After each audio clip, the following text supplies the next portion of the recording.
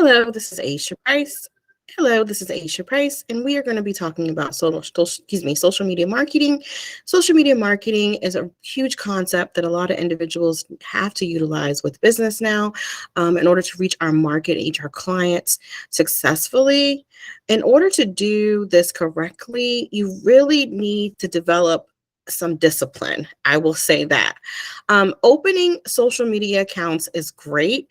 We want to make sure that if you have a social media account for your business, which it should be for your business, one for business and one for personal, but if you do have one for your business, you want to make sure that that consists of your business information, your company logo, your website, your company name, contact information. You want to have a button on there so people can comment. And you want to think about posting content that is relevant to your business. So I suggest linking any social media accounts that you have. You can link them. One cool way to do it is if you're setting up a website. A lot of times when you purchase the website, they ask you if you want to purchase the social media accounts, and it will link directly to your website. The other way is if you just have a regular social media account and you are promoting through that, you want to link those accounts together. You want to establish a social media goal. Right. So you want to say to yourself, if you want to post every day, you want to think about, okay, what the time of the day it is to post. Traditionally, posting, and most people post successfully from 7 a.m. to 10 a.m. Those posts are looked at throughout that time frame. And then the next time frame that people generally see posts come through are from 12 noon to 3 p.m., right? And then the other time that we see consistently for posting is around that 5 to 7 time frame. After that, people are normally getting ready for bed. I have seen more consistently that some individuals decide to post right before they go to bed. You can tell your social media accounts to post whenever your clients are online, right? I would look at who are the individuals that you're trying to reach, when they're online consistently, and what marketing tactics you would want to reach them. What is your message? Okay. So like I said, you want to be consistent with your posts. You want to create a content that is appropriate for your industry. You want to create a content calendar and a marketing plan. So if you believe that you want to post every day, and by posting that content, certain content every day, you've been engaging customers on a regular basis, and you feel as though that is the best time for you, then stick with it. Okay. Don't branch out and create a whole nother account and spread yourself too thin. Okay. But you want to communicate regularly with your audience. And I said already, you want to post content that is relevant to your target market.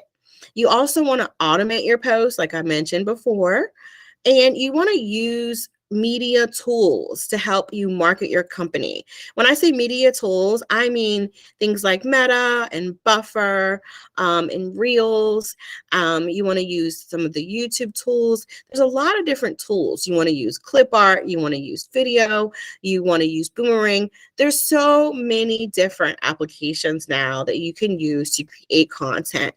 So you want to be really clever when creating this content, and you want to think about your audience. You want to think about what it is they want to see, what is it that they like, and it could be something simple. It could be a questionnaire that you're posting to your audience. Hey, do you set challenges they may have been through, or an experience? You could be posting something about yourself. Use analytics and metrics to measure your post's success. And what I mean that is, once you post and you start seeing that people are commenting and you're commenting back and you're having a conversation with individuals, you want to start looking at some of those media tools that are the analytical tools and metrics that are in that social media platform. There's a section there that has content and tells you, hey, you did well with this post. This post got 100 views, or this post got 1,000 views. Would you like to post more like this? Would you like to boost your posts? Would you like to pay for us to continue to post for you? So there's all these different mechanisms now that you want to use, and you want to think about, okay, if that post didn't do as well, what could I do different? You want to look at other individuals who have a similar market and think about, okay, what is it that they're posting? You want to use those tools to help you promote yourself. You want to create a personal image. And when I say personal image, I want to say an image of personality so that people know that you are, for one, a real person, and for two, that they feel comfortable with your content, that you're someone they can trust because they see that you're posting about your family or travel that you had, or maybe you posted about a challenge or how you overcame an obstacle. Individuals love to see that. And then you really want to understand your industry and your competitors. There is no reason why you would want to post something that has nothing to do with your product, okay? Unless it's a personal story. But I will say to you, that once you create a personal image, an image of trust and honesty on social media, and then you start promoting some of your products or your services or other individuals that are doing similar things, or those of that you've connected with, people will start to realize, oh, this is who he is, who she is, who they are. So that is the best way to do it. I can contest to that. Working in social media, my background actually is in marketing, and I did a lot of PR for small businesses and helping them develop their business for one, networking their business for two, and then reaching their target market for three. And once they do those concepts and we do them successfully, and we do have to test the market at times to see, what bites and what doesn't. And what your clients are interested in seeing, you will be pretty impressed with the responses, and then you will know more how to tailor your content to them, if that makes sense. I do want us to go over a video really quick so that you can, and the reason why I'm showing this video is because I believe that the concepts that the individual is expressing are true. I know for a fact, going to networking events and posting on social media and providing our consumers and my viewers with content that is personal as well as business related, with discretion, has been a great tool for me.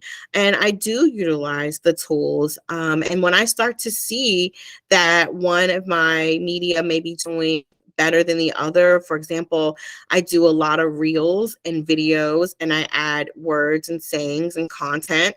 And some of the videos are of myself, some of the videos are of other individuals that I trust. Some of them are me making different sayings or quotes. Some of them are me posting about my journey. Some of them are about me just giving a life lesson. And some of it is about me asking a question. And so when I started to engage my clientele more and just engage more in my social media completely and my different accounts, I did see a significant amount of growth. Whereas my initial reels were like 50 viewers, and then it started to go up to 200 viewers, then it started to go up to 300, then it went to 800, then it went to 1,000, then it went to 2,000, and then I have some that went to 4,000 and 5,000. So it just really depends on what you're posting, the time of day, I will say, that you post, who you're posting to, those different groups, those different networks that you're a part of, and letting people know what it is you're providing. Having that clear message that we talked about, your mission, your vision, and your goals, those really define who you are. And then having that personal image, I would say making a brand image for yourself. So that way, whatever media you're on, it's consistent. So my bio that's on my LinkedIn is the same bio that's on my Facebook. My bio that's, my content information and contact information and website, all of that is all the same on all the media accounts. I do have my media linked to my personal website. I do have YouTube's, and I do tape my content so that way I have all that information readily available for myself. And if someone asks me, hey, could I see some content, or could you just send me some information, I can just send that information right over to them. And then it also shows a record that you are professional in this field, because people don't want to work with someone who doesn't know what they're doing or maybe new. Sometimes they think, oh, well, if you're new, you don't know, but that's not necessarily true. You may be an expert. So go ahead and post your expertise. Go ahead and post those videos, those blogs. Go ahead and start engaging in your environment. All right, so what I'm going to do, I'm going to show you this video. And this video is really good, and it's about 13 proven social media marketing tips for a small business. Does anyone need to take a break before we start this video? If you do, please go ahead and raise your hand. If not, I will mute myself and start.